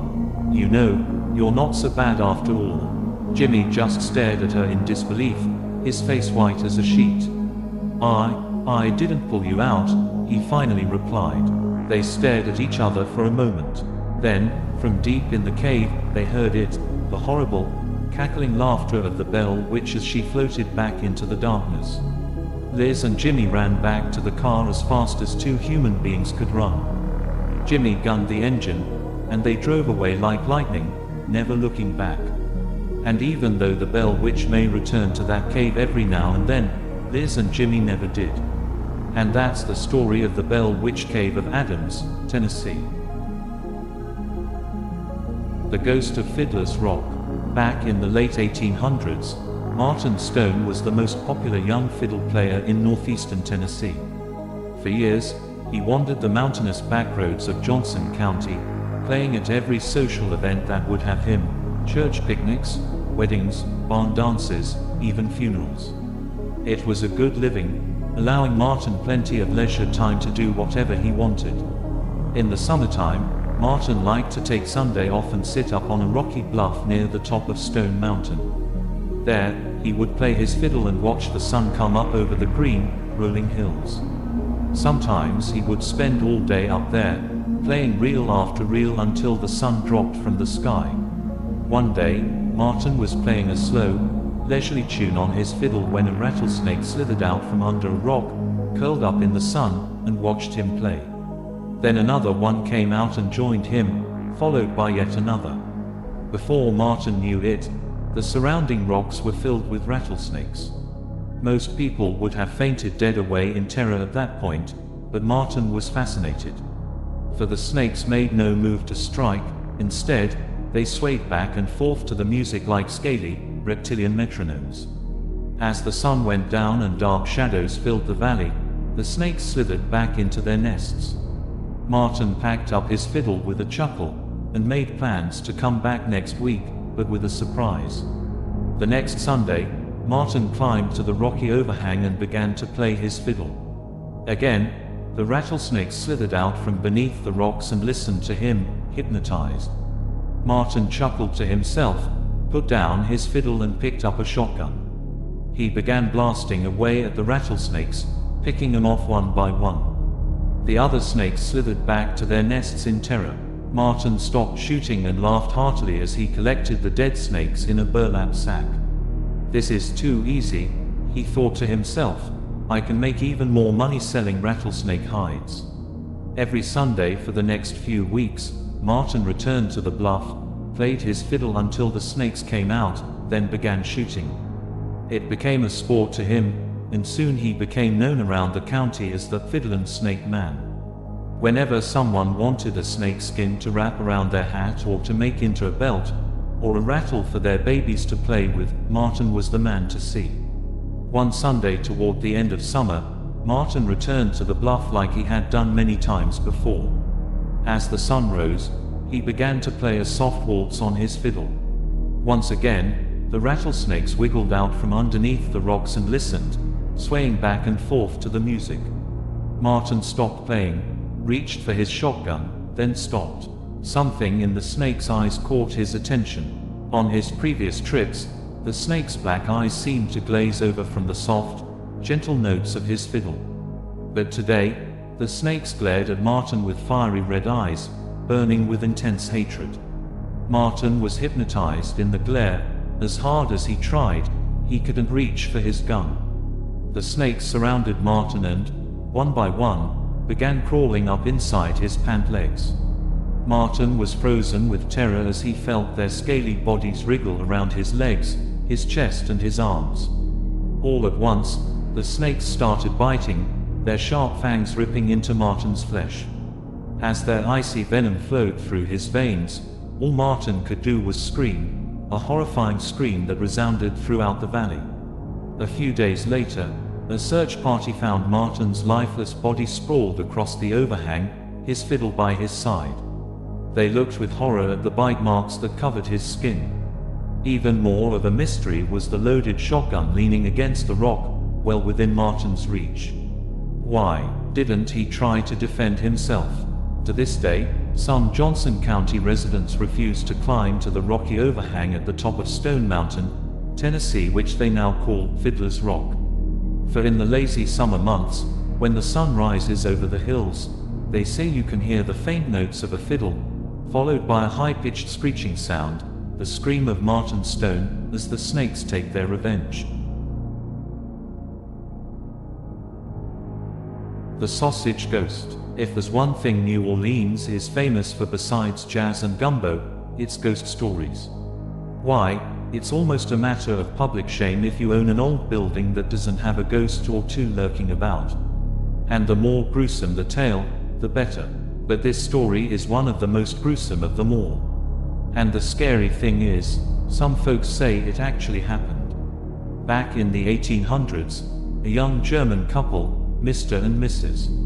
Hans Müller, opened a sausage factory in New Orleans. They were well respected for being hard workers and very pleasant sort of people. They'd greet everyone with a smile, and happily called out their regular customers' names as they walked through the door. On top of that, they made some of the most delicious pork sausage you ever put in your mouth. But of course, like a lot of other marriages, there was darkness lurking behind the public smiles and affection. Behind closed doors, Hans Müller was getting a bit tired of his wife. In his eyes, all their hard work had made her old and wrinkled before her time. It wasn't long before he found a young mistress and eventually fell in love with her. And he knew he could never have a life with his new lover as long as his wife was around. So one night after the shop closed, the man crept up behind his wife as she swept the floor, wrapped a cord around her neck, and strangled her. She was a strong woman, and put up quite a fight, but her husband was stronger. As he pulled the cord tighter and tighter around her throat, He could feel her body collapse until she finally fell dead onto the dirty floor. The husband gazed down at her body and smiled. At last, he thought, "I'm free!" Exclamation mark. Now if you've ever been to New Orleans, you know it's awfully hard to conceal a murder down there. Because there's so little land space, all the houses are built right up against one another. So you become very aware of what your neighbors are up to. But the sausage maker had a gruesome plan. With great effort, Hans Mueller lifted his wife's body off the floor and stuck her headfirst into the sausage grinder. As the days passed, the man reveled in his happy new life with his mistress. But he continued to keep their relationship a secret so he wouldn't raise any suspicion. Whenever customers walked into his shop and asked where his wife was, he'd say she was ill, or she was visiting relatives out of town. Nobody thought twice about it, and life went on as normal. But shameful secrets have a way of creeping up on people eventually. And the longer the wife stayed missing, the more the neighbors began to whisper that something was wrong. The sausage maker's appearance had become unkempt and haggard, his eyes tired and bloodshot. What's more, the quality of his meats had deteriorated. Some customers had even bit into bits of hair and torn fabric in their breakfast sausage. Late one evening, the sausage man was cleaning the front of the shop, trying desperately to think of a new excuse for his wife's prolonged absence. Suddenly, he heard a strange thumping noise coming from the back room. It sounded to him like somebody was grinding sausages. He ran into the back, and what he saw next froze him in his tracks. Climbing out of the sausage vat was his dead wife. Her shop apron was covered in blood, and her head was horribly mutilated. She walked slowly toward her husband, arms outstretched, her agonizing moans filling the room. Hans Mueller ran out into the street in a panic, screaming loudly. One by one, his neighbors rushed out of their homes and asked what was wrong. Gathering himself, he claimed to have had a bad dream, and thanked them for their concern. Night after night, the hauntings continued, and the neighbors became more and more suspicious. Dark rumors spread that the man had murdered his wife, but where was her body? The answer came one day when a customer bit into a piece of a gold wedding ring in her sausage. She informed the police, who raided the sausage factory that evening. As they busted into the back room, they found the sausage maker huddled in a corner, screaming uncontrollably like a maniac. He pointed a shaking finger at the sausage grinder and cried out that his wife was coming to get him. The police grabbed him and promptly locked him up in the nearest insane asylum. But the asylum provided no safe haven for the sausage man. He screamed day and night that his wife's ghost had entered the room and was coming to get him. He eventually had a complete mental breakdown and committed suicide. During the time Hans Mueller was locked up, the factory was sold to another man, who claimed the ghost of the sausage maker's wife continued to haunt the building. Immediately after her husband's suicide, the haunting stopped, and the ghost was never seen again. Nowadays, you might find a long-time New Orleans resident whose ancestor was one of the unlucky ones who ate the tainted sausage that year. Needless to say, that's one of those deep, dark secrets that's probably best taken to the grave. Chloe, slave ghost of Myrtle's plantation. When folks think about the American South, one image that always comes to mind is the old plantation house. Before the Civil War devastated the South, its plantation homes were about the closest thing America had to magical European palaces. But what some folks don't know, or maybe don't care to think about, is that many of these plantations were built upon the backs of slaves. These slaves toiled under the whip of the white plantation owners, harvesting cotton and sugarcane for days, weeks and months on end. Some were literally worked to death, only to be replaced like an old shoe when the next boatload of captured slaves came into port. So while the plantations may have been wealthy palaces to some, they were places of misery and death to others. So it should come as no surprise that many of the plantation homes remaining in the South are rumored to be haunted. This is the story of one of those houses. Back in the 1800s, many plantations were located north of New Orleans along the banks of the Mississippi River. These plantations fueled the national economy with cotton and sugar cane, and their owners were some of the richest men in America. Myrtle's plantation, located a few miles outside of St. Francisville, Louisiana, was one of these homes. It was a beautiful example of old South antebellum architecture. Upon arrival, a visitor would be greeted with the magical sight of Spanish moss swaying in the breeze, sweeping wide verandas with ornamental ironwork, and the sweet smells of pink-blossomed myrtle trees. Inside, one would find a lavishly decorated home in the Gothic style, with ornate plasterwork, European antiques, winding staircases and sparkling, crystal chandeliers. But all this beauty hid a very sinister history, which many believe started with a Myrtle's plantation slave girl named Chloe. At that time, Myrtle's plantation was owned and operated by Judge Clark Woodruff and his wife, Sarah Matilda. The Woodruffs had 2 young daughters, with a 3rd child on the way. The judge was well respected in the community as a man of integrity and a staunch upholder of the law. But he also held a dirty secret: he was a compulsive womanizer. Whenever he had the opportunity, the judge would sneak around and have relations with his female slaves. Chloe, a slave of mixed blood who served as governess to the Woodruff children, eventually became the target of his advances. Chloe was disgusted with the thought of the judge having his way with her, but knew if she didn't follow through she would probably be sent back out to toil in the fields with the other slaves. Working in the big house was as close to freedom as a slave could expect at that time, so Chloe did what she had to do. But after a while, Chloe began to suspect that the judge was getting tired of her and would soon be looking for a new lover. Terrified of being sent back to the fields, Chloe began eavesdropping on the family's conversations to find out if her fears were true. One day, the judge caught her and was so enraged that he grabbed her and sliced off one of her ears. From that day forward, Chloe wore a green turban around her head to hide her shameful wound. With the judge now furious at her, Chloe knew she had to do something fast to prove her worth to the family, but what? Her opportunity came one day when she was directed to help set up a birthday party for the Woodruff's eldest daughter. The judge was away, and his wife and daughters planned on celebrating the birthday by eating cake in the dining room. Chloe came up with a plan. She crept outside and picked one of the oleander plants growing beside the house. The leaves of this plant contained a small amount of poison, which she secretly added to the birthday cake. She figured if she made the family sick, she could nurse them back to health and prove herself invaluable to the family. She cared for the children, and was careful to only add enough poison to make them slightly ill. As the family ate the tainted birthday cake, Chloe soon found out she had made a terrible mistake.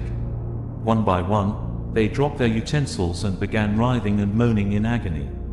Chloe helped them to their beds and tried desperately to save them, but it was too late.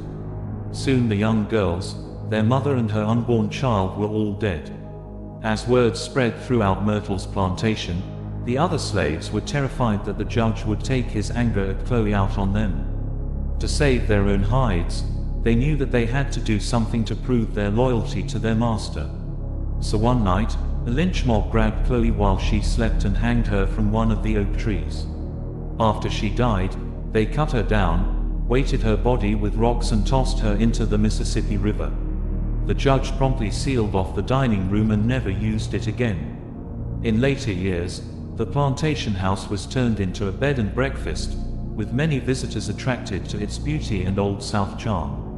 But visitors and future owners alike would soon discover that they were not alone in the house. One day, one of the new owners of Myrtle's plantation snapped a photo of the front of the house. When the picture was developed, she could see a shadowy figure standing near the veranda, her head wrapped in what appeared to be a turban. At night, some of the guests reported hearing restless footsteps wandering the hallways of the house.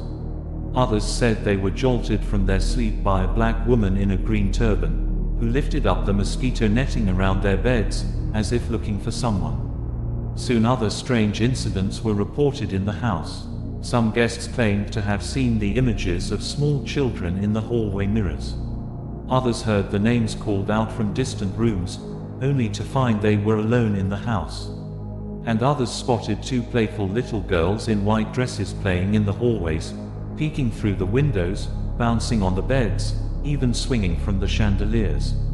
Is the mysterious woman in the green turban the ghost of Chloe, searching for the judge who caused her such grief? Are the mysterious little girls the ghosts of the Woodruff children, forever trapped in the home where they died? We'll leave that up to you to decide. Or, better yet, next time you're in Louisiana, spend a night in Myrtle's plantation near St. Francisville, and find out for yourself.